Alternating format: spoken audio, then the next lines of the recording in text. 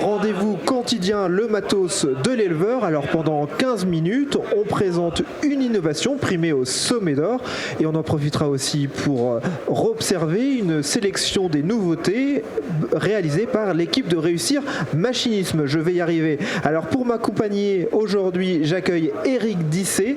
Eric, tu es manager technique de Tama France. Bonjour. Bonjour. Et avec moi, bien sûr, l'expert, le roi du machinisme agricole dans le journalisme. Il est connu depuis des années, il arpente les allées des salons, il fait des kilomètres pour nous sélectionner les meilleures nouveautés. David Lenné, bonjour. Bonjour Vincent. Alors David, avant de découvrir cette nouveauté, là, le filet EasyWeb de Tama qui a obtenu un sommet d'or, est-ce que tu peux me raconter l'histoire de Tama, une histoire un petit peu particulière ? Oui, en effet, oui. Tama est une société un peu particulière puisque à l'origine, elle a été créée via deux kibbutz en Israël. Ces deux kibbutz en Israël sont aujourd'hui encore à la tête de Tama. Donc nous sommes agriculteurs, nous possédons une ferme là-bas. On s'en sert évidemment pour faire tous nos essais. Et en parallèle de ça, nous avons effectivement une activité industrielle dans le domaine de la fabrication des filets et des ficelles. Donc cette dualité nous permet d'avoir une grande légitimité vis-à-vis du monde agricole. Les filets et ficelles, c'est vraiment dans le domaine agricole ou ça va au-delà ?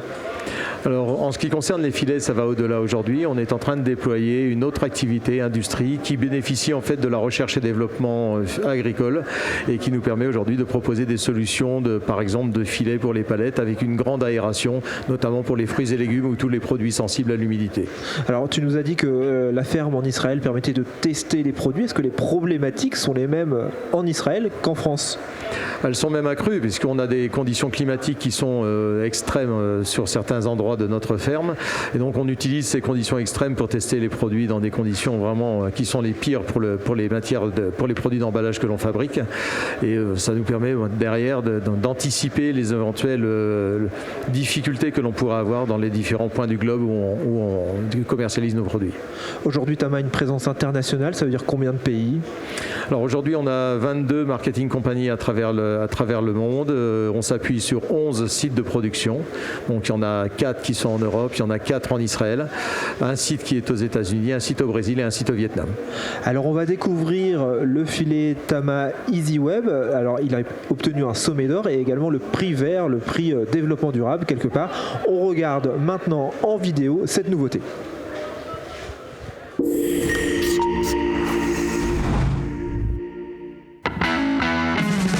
Certains disent que le plastique c'est fantastique, en tout cas c'est mieux quand il est recyclable. Tama a donc obtenu un sommet d'or pour une innovation qui correspond au développement durable, l'EasyWeb. Pour les roundballers, il y avait différentes solutions, le filet, le film ou la ficelle, il y a désormais l'EasyWeb.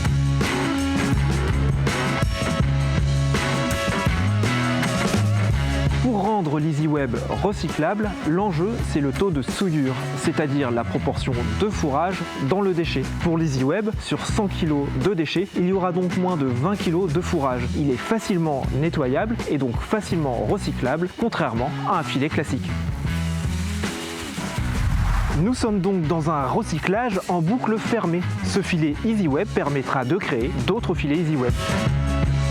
Pour l'agriculteur, l'EasyWeb présente des caractéristiques identiques à un filet. Il a la même résistance et il se place de la même manière dans la presse.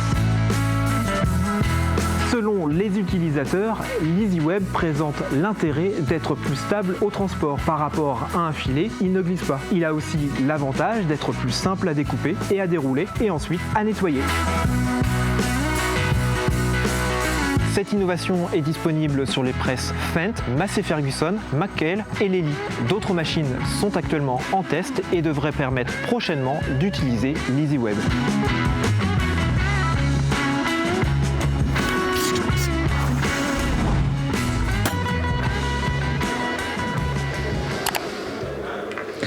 Alors Eric, on connaissait tous le filet, on connaissait tous les films.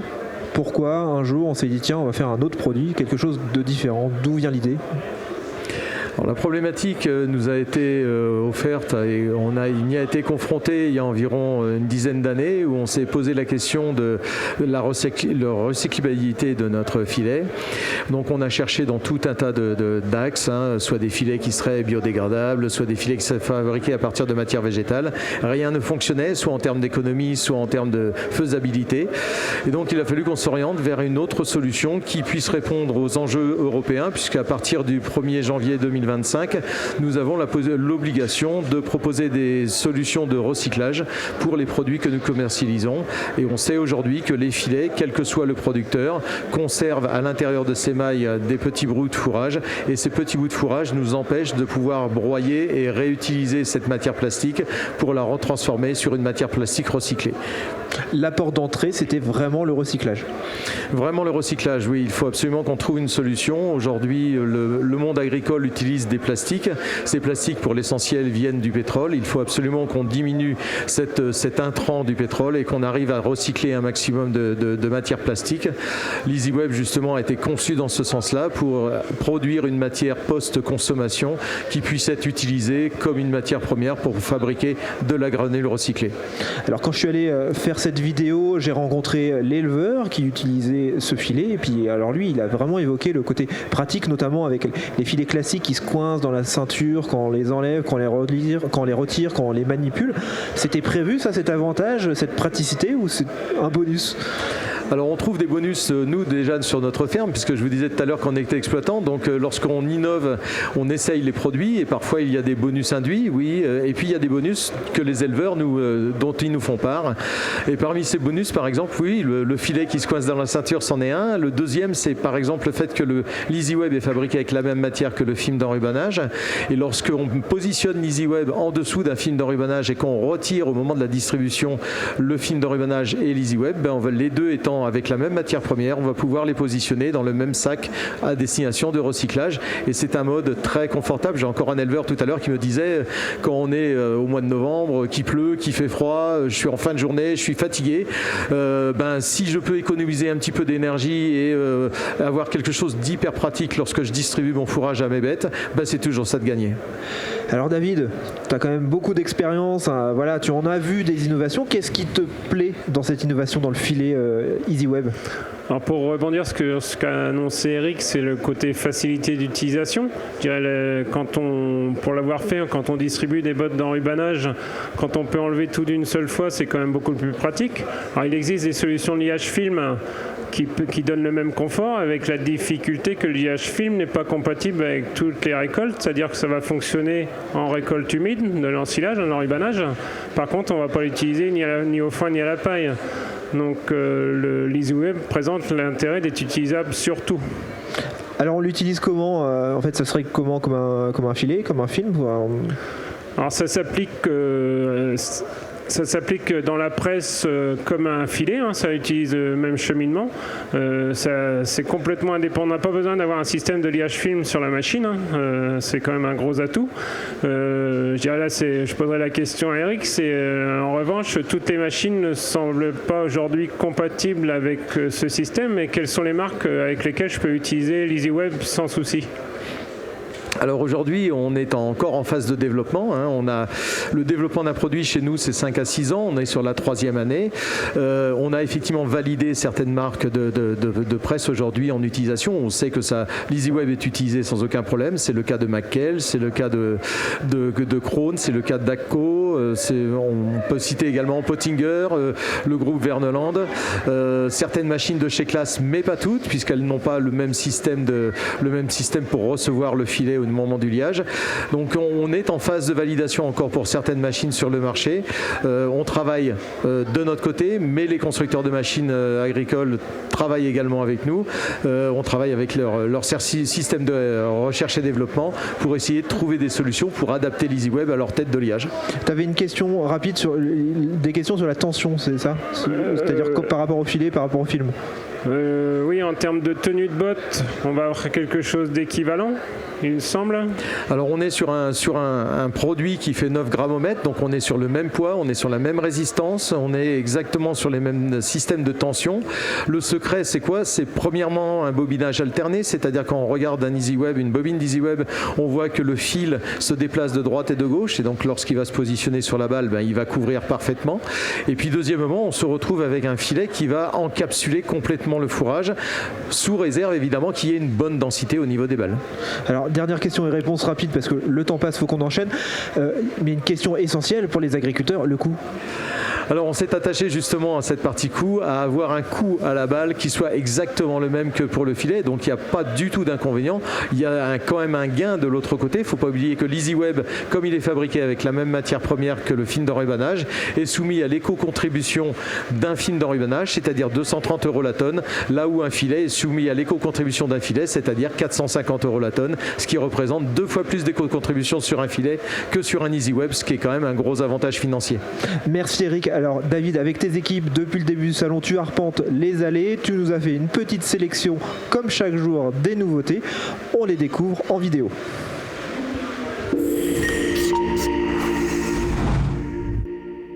Troisième jour sur le sommet, au programme des nouveautés machinisme, un tracteur, un équipement de presse et des chargeurs frontaux.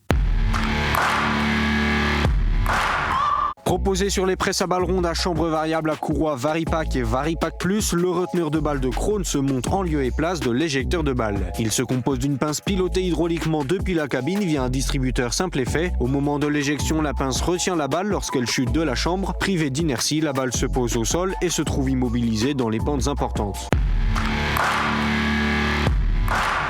Quick lance la gamme de chargeurs frontaux N-Series. Affichant un positionnement tarifaire d'entrée de gamme, cette gamme est appelée à remplacer progressivement la série X. La série N se compose de 3 modèles sans parallélogramme N4, N5 et N6 et leurs équivalents avec parallélogramme mécanique. Elle couvre une plage de puissance de tracteur allant de 80 à 220 chevaux quand la série X s'arrêtait à 120 chevaux. Cette nouvelle offre bénéficie comme la série Q de renforts en acier forgés au niveau des articulations, lui procurant une plus grande robustesse.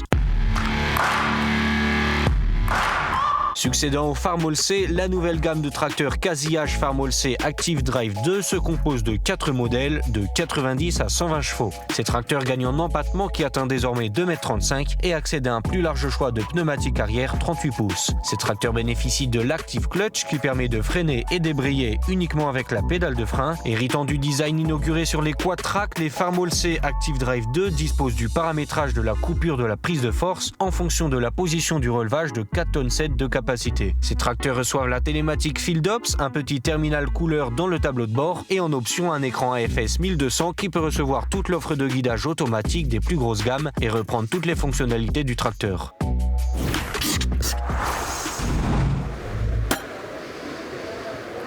On vient de découvrir 3 vidéos. David, de ces 3 vidéos, est-ce que tu as un petit coup de cœur quand même? Vas-y. Oui, Vincent, j'aime bien les choses simples. Donc le système de pince sur la presse Krone, je trouve ça super astucieux. Et c'est aussi de la sécurité et du confort, parce que dans les reliefs assez importants, on peut vite échapper une balle et ça peut devenir dangereux. Donc ouais, c'est quelque chose, c'est simple mais c'est bien. Et puis voilà, c'est une innovation qui a toute sa place en Auvergne au sommet de l'élevage. Eric, est-ce que toi tu as vu des nouveautés dans les sommets d'or, quelque chose qui t'a marqué également? Alors oui, c'est très loin de notre domaine, mais j'ai trouvé quelque chose de très intelligent qui est un système d'analyse du microbiote intestinal en fait des animaux qui permet de savoir quel est le potentiel de lactation et surtout quelle est la durabilité de lactation d'un élevage. Et je trouve ça assez génial d'arriver à prédire un petit peu quel va être l'avenir d'animaux et donc soit de valoriser leur valeur marchande par ce biais-là, soit d'effectuer une sélection qui permette d'enrichir le potentiel de production d'un élevage. Je trouve que c'est une très très très belle idée. Alors toutes ces nouveautés primées au sommet d'or, celle de Tama comme celle dont tu viens de parler, c'est-à-dire réalisées par GD Biotech avec l'Institut Pasteur, on peut les redécouvrir en vidéo sur les réseaux sociaux du sommet de l'élevage. Un dernier mot aussi parce que je pense que c'est important.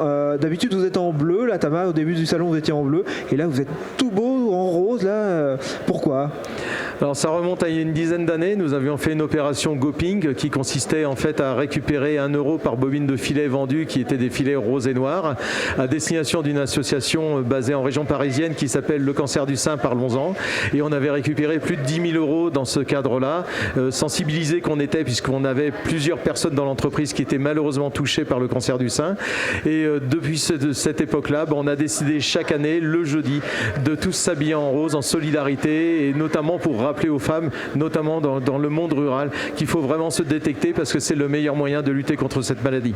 Eh bien, merci beaucoup Eric d'être venu, d'avoir fait preuve de pédagogie pour expliquer ton innovation, peut-être une autre innovation l'année prochaine en cours, je sais, on va pas trop en parler, on la découvrira j'espère l'année prochaine. Merci David, on se retrouve demain à la même heure pour le dernier jour du salon, les dernières nouveautés, et demain on découvrira le sommet d'or de Krone, l'Easy Balance. À demain.